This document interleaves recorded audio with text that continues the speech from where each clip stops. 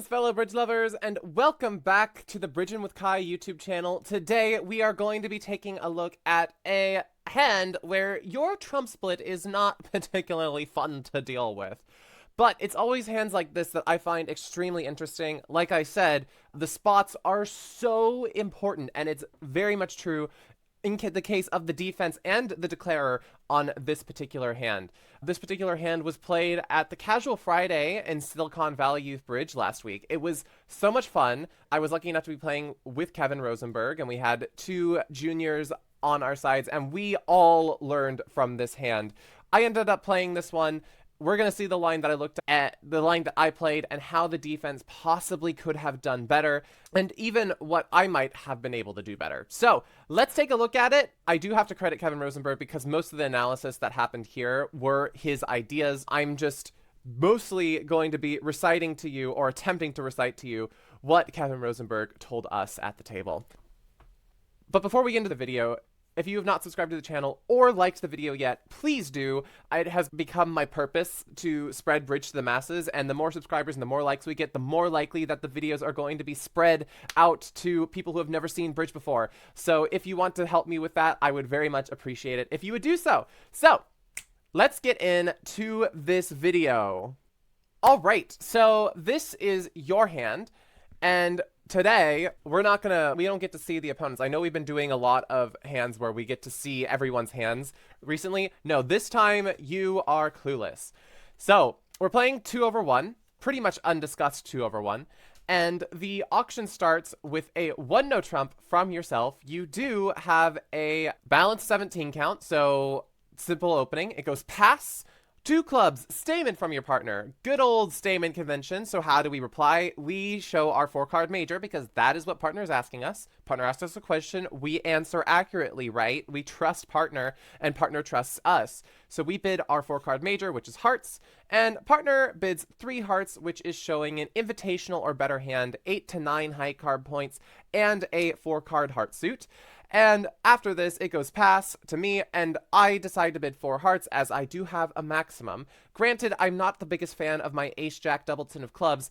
However, I do have a 17 count, and partner said, hey, if you're at the top of your range, then go. So I went. I did it. So we end up in 4 hearts, and you get an opening lead of the 7 of clubs.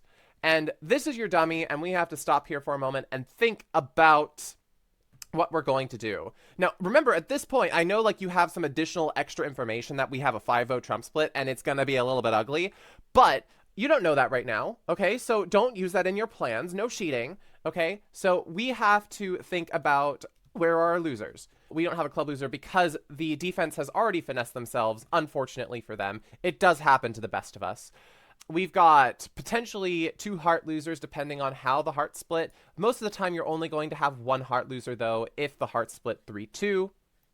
And we've got a spade loser and potentially 2 diamond losers. So right now, what I'm counting is, in my head, generally is just 4 losers here, and we need to figure out a way to get rid of a diamond loser.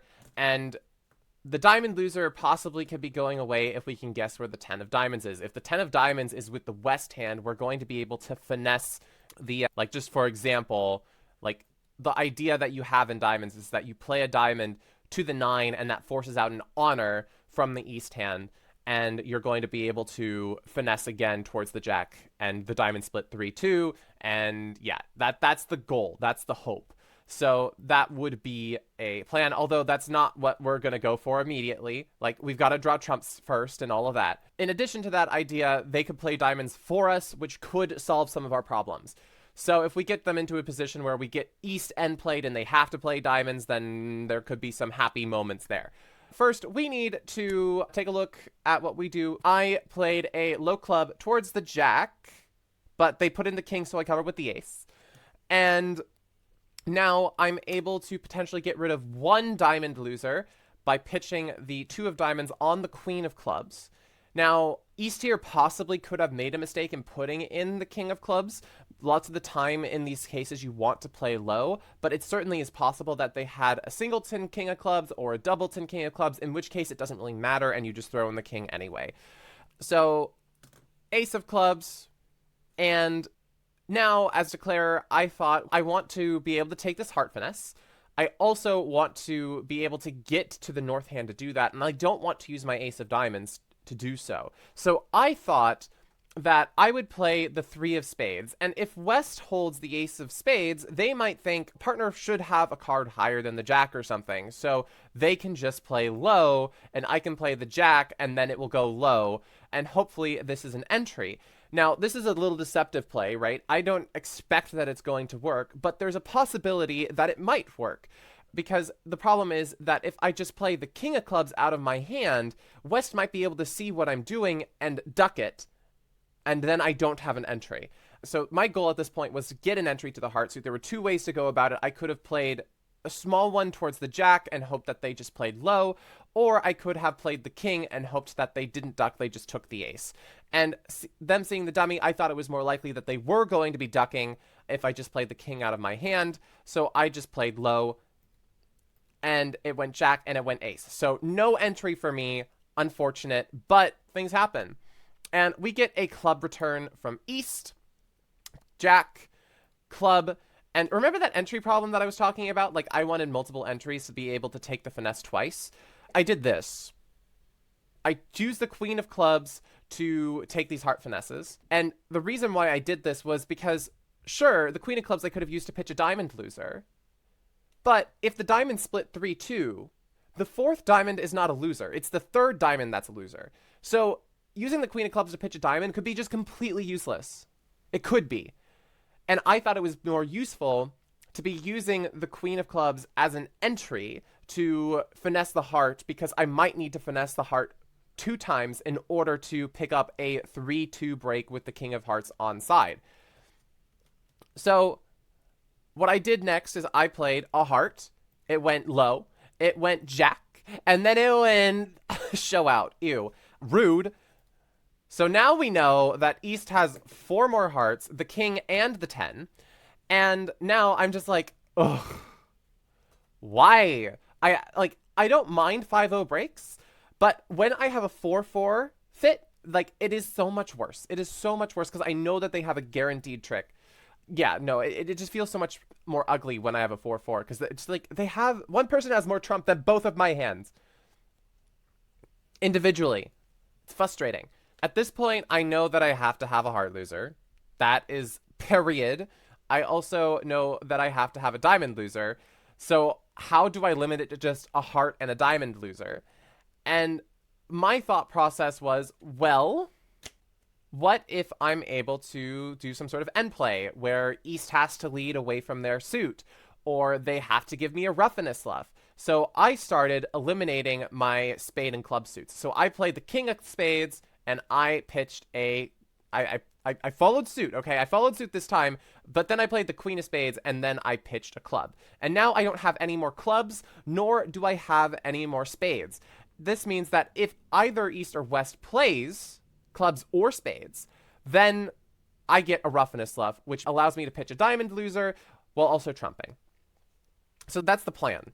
But first, I need to get them on, and I need them to not take more than 1 diamond trick. I need them to only take 1 diamond trick. So how do I do this? There's a few things that you could play for. My first thought was, if I'm lucky, East could have either honor doubleton of diamonds or honor singleton of diamonds. In both of these cases, I have a dream. Let's start out if they had honor singleton. If they had honor singleton, what would happen is I would play a diamond, it goes diamond to the ace, and then it goes king. That gets dropped. Then I would be able to finesse the heart. Let's say they cover with the 10 or something. And at this point, I would be able to play a diamond up. I don't think they would play low. They would probably play the queen. So at this point, what I was thinking is that West could, if they exited a diamond, it went diamond, they pitched spade, and at this point it goes diamond, they trump in, and then they're forced to exit a heart and they're finessed. So they've been end played. And this was what I was thinking would happen in this scenario, is I'm able to make because of this. But what I just saw is crazy, y'all. They don't need to exit a diamond, right? And they probably shouldn't exit a diamond. What they exit is a club. They exit a club. And the thing is, if I trump, they can't play the King of Hearts. Because if they play the King of Hearts, what happens is I win. I finesse the diamond. They can rough in, but then a spade gets exited or something like that, right? And I get all the tricks. All right? But if they don't rough in, something crazy happens. It goes heart. It goes 10. It goes low. And now, if I just exit a diamond, they trump in, because they're forced to, and what they do is they use the King of Hearts to squash the 8, and their 6 is high.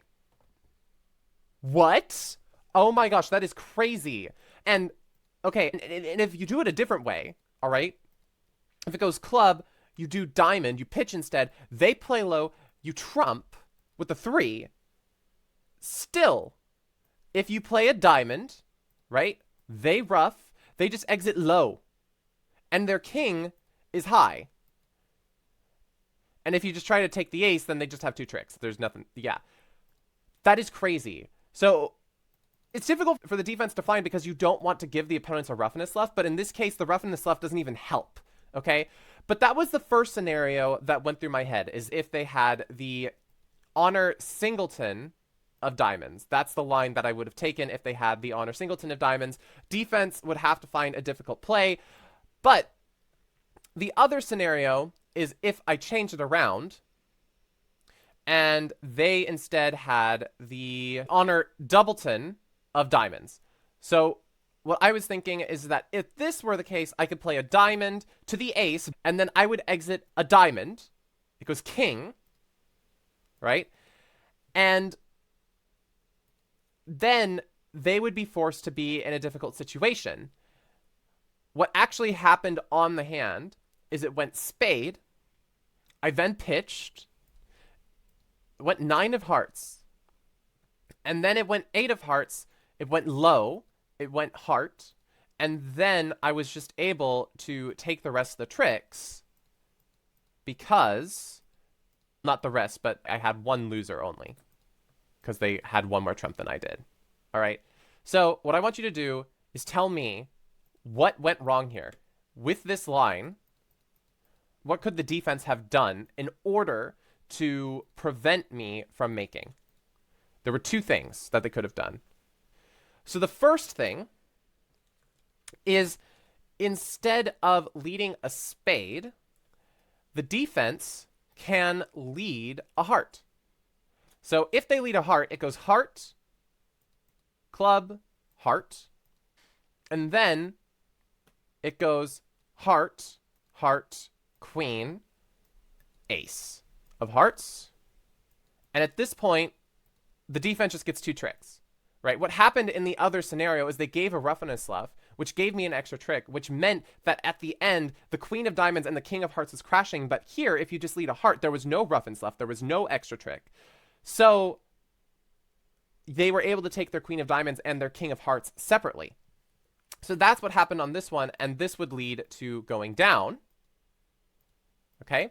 And the second thing that the defense could do, the roughness left actually ended up being okay, because what they could have done in the case that they gave the roughness is to go spade, goes low diamond, I go rough, and what happens is when I play the 9 of hearts, they need to play the 10. Because now we're in that squashing position again. It goes queen. If I exit a diamond, trying to set it up, it goes rough. And then it goes king of hearts, squashing the 7, setting up the 6 for down 1. Okay? So the defense had 2 ways to do it.